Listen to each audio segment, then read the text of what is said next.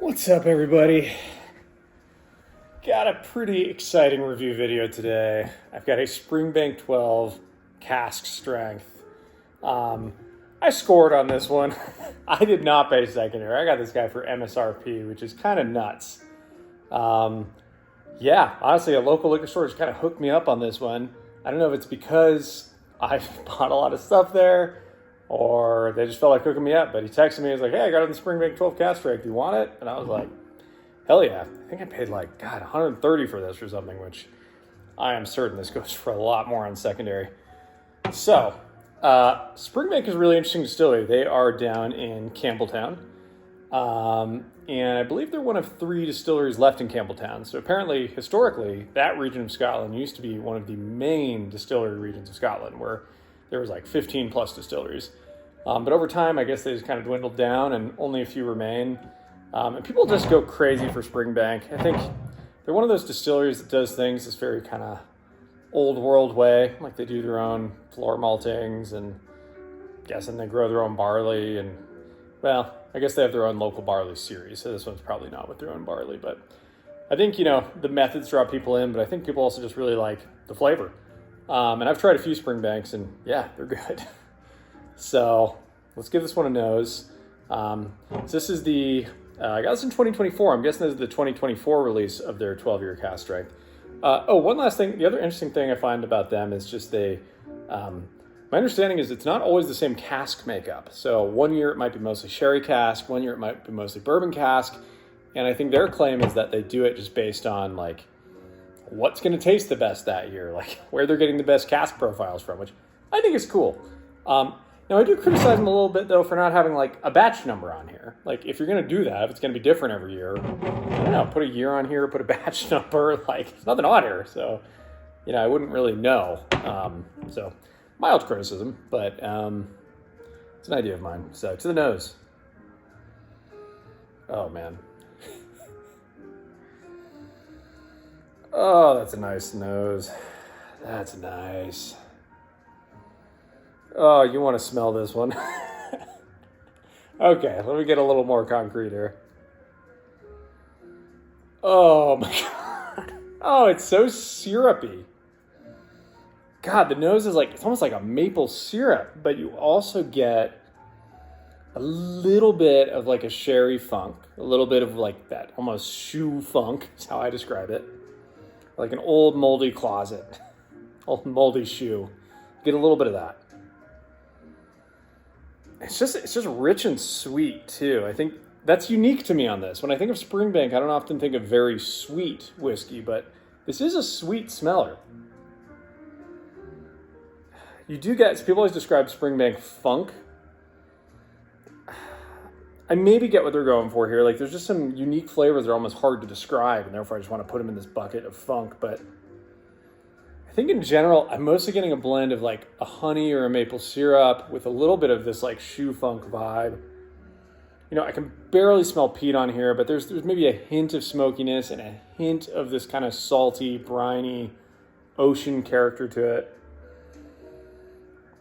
And just like a hint of like a sweeter, yeah, like, okay, I said maple syrup, I said honey. I could also say like barbecue sauce. Like I could go into that like a Texas, like a rich, red, tangy barbecue sauce. Oh yeah, that is a nice smell. This is my first sip of the day. This is a 57% alcohol, 57.2%. So we'll see if this hits hard.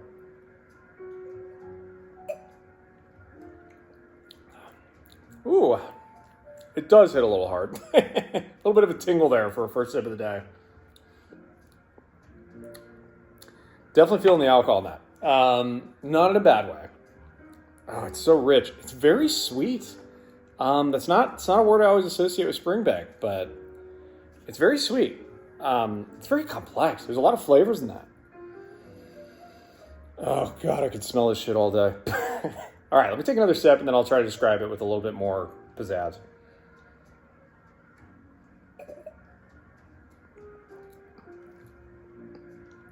Oh, man. Oh, it's so good. Okay. A little pizzazz. It is sweet. It is oaky. It is peaty. But like, there's this X factor to this. Like, there's something I can't quite describe. Like, okay, that description could describe, I don't know, an Octomore. But like, this isn't an Octomore. Like, there's a unique character to this. That's this almost this like, it's like a type of fruit I'm not used to. It's like maybe like a guava or like a passion fruit. I don't know. There's something unique to this sweetness.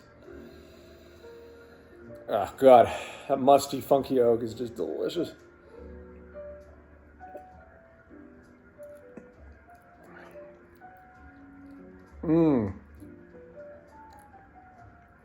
Really sweet up front, really oaky in the finish. A lot of that funkiness. I think this is amazing. And just for comparison's sake, let's go ahead and compare the Springbank 12 cask strength to the Springbank 15 year, which obviously it's lower proof. I believe it's a different cask makeup than the 15. Than the 12. Last time I tried the 15, I remember being very sherry forward, which I love. I'm kind of a sherry head when it comes to Scotch. I love those funky sherry flavors. Especially, God, sticking in like a sherry hogshead for 17 years and I'm going to lose my shit, you know what I mean? But, so this is a Springbank 15. So it's got more age, less proof. But I believe also a different cask makeup. So it's not really an apples to apples. But let's see how it compares. Oh, God, I like that Springbank 15. These are really pleasurable. This Springbank 15, way more shoe funk, actually, compared to the 12. So the 12, relatively, is bright and sweet. Like, relatively, you barely smell the sherry on the 12. 12 is like a bright, sweet, fruity bomb almost. The 15, oh, you are talking about some seriously sherry funk to this. Like this, God, if you ever tried the Octomore 13.2, so Octomore did this version where it was 5 years in Oloroso sherry casks, and that's like a little bit of the vibe I'm getting here. Like this is, Springbank 15 is deep in that funk direction of like, again, like a moldy shoe. Let's try it.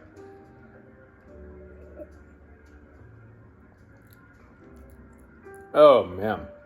Oh, the 15. Wow. So the 15 is a lot less sweet.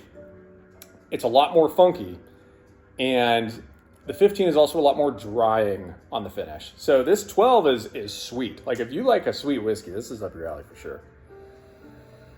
But they both just have this amazing, I guess, funkiness to them. I guess that's the word. People always say Springbank funk. So, all right, I'm going to give this a score. Kind of repeating myself at this point.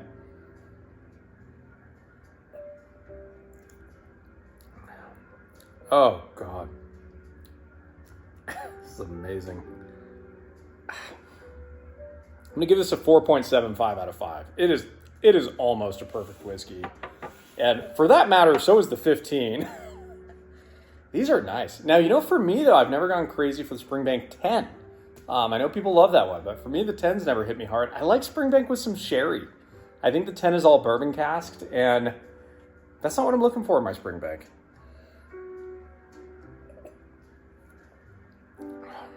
Oh, these are both amazing.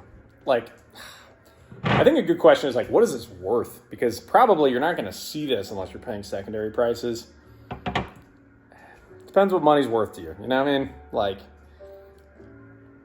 I don't think you're getting ripped off if you spend over $200 for a Springbank 12. I'll say that.